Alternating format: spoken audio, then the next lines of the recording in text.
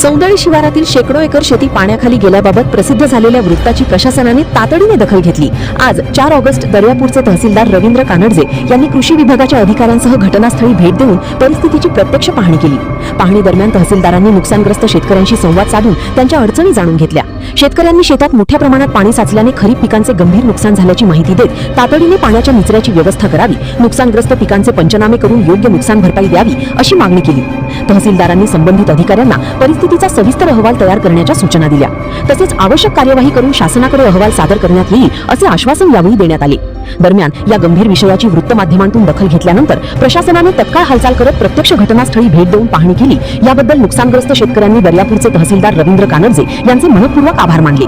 प्रशासनाने दाखविलेल्या तत्परतेमुळे शेतकऱ्यांमध्ये दिलासा निर्माण झाला असून पाण्याच्या निचऱ्याची कायमस्वरूपी व्यवस्था, नुकसानग्रस्त पिकांचे पंचनामे आणि योग्य नुकसान भरपाई लवकरात लवकर मिळावी अशी अपेक्षाही शेतकऱ्यांनी व्यक्त केली। सौंदळी परिसरातील शेतकऱ्यांच्या या समस्येवर आता प्रशासन कोणती ठोस पावले उचलते याकडे संपूर्ण तालुक्याचे लक्ष लागले आहे।